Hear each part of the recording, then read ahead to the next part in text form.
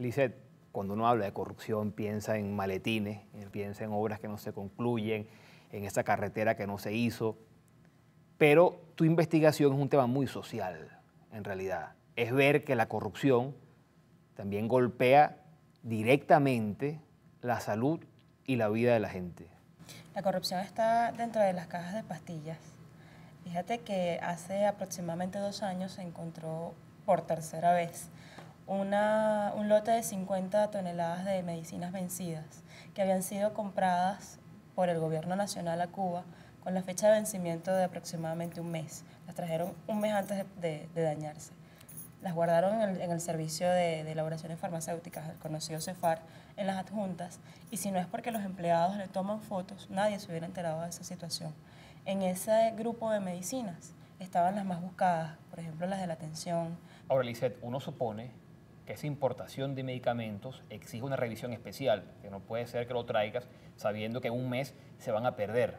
¿Cómo se puede jugar con la vida de las personas? Las leyes venezolanas son bien claras, no se pueden hacer importaciones si no tienen un lapso específico, en particular de los medicamentos, que permita pues tanto la distribución como la llegada a las personas de esas medicinas. Sin embargo, en el informe de la Contraloría que te mencionaba antes, pues se exigía que el Ministerio de Salud diera cuenta de lo que estaba sucediendo y que corrigiera a posteriori para que esto no siguiera ocurriendo.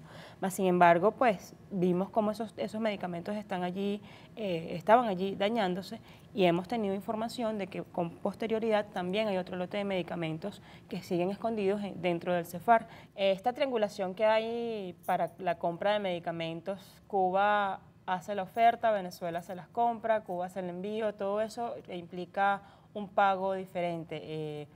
Eso además ha permitido que se haga esta importación de medicamentos sin ningún tipo de control a través del convenio Cuba-Venezuela.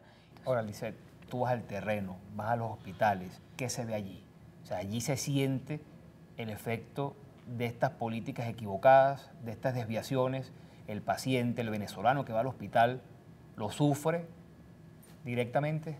Yo creo que en Caracas en particular tenemos los mejores ejemplos de cómo esa crisis o esos problemas que no se previeron están impactando mucho más en el JM de Los Ríos, que es uno de los hospitales más importantes para la atención pediátrica. Vemos madres que todos los días reclaman porque no hay ningún tipo de insumos para poder atender a los niños, que son quizás la parte de la población más vulnerable. Tampoco se encuentran, por ejemplo, anestésicos. Hay una denuncia también de varios diputados diciendo que se estaba aplicando ciertas terapias de quimioterapia sin colocarle la anestesia requerida a estos bebés. La crisis de salud ha hecho que en el hospital universitario no se atienda ningún tipo de emergencia ni caso médico si el propio paciente no compra los medicamentos que necesita o los insumos que necesita. Bueno, Lizeth, por lo que me cuentas, en realidad lo que pasa es que la salud pública ha sido o está siendo privatizada.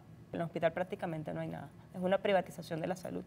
No hay culpables, se siguen nombrando ministros de salud, ya vamos para el 14º ministro de salud, sigue arrastrándose los problemas que afectan pues a la población, no se consiguen las medicinas, sigue falleciendo personas porque no consiguen los insumos. Entre diciembre de 2014 y enero de 2015 se contaron 14 muertes de personas que llegaron por algún tipo de emergencia cardiovascular y no pudieron ser intervenidas. Incluso hay una persona que murió desangrada porque no se encontró el medicamento adecuado para poder atender la patología que ella presentaba en ese momento. Lizeth, en el fondo, lo que parece es que la corrupción en Venezuela no tiene remedio. La salud está en terapia intensiva, y esto porque no hay medicamentos con qué tratarla. No hay correctivos, no se percibe que haya una intención siquiera de investigar estas denuncias. La Federación Farmacéutica indica que ya llegamos al 70% de desabastecimiento de medicamentos. Las clínicas dijeron que tienen el 80% de desabastecimiento de insumos. Pues la crisis se va agravando. Yo creo que en algún momento vamos a llegar al tope de la crisis y pues en algún momento alguien tendrá que declarar que en efecto aquí hay una crisis humanitaria de salud.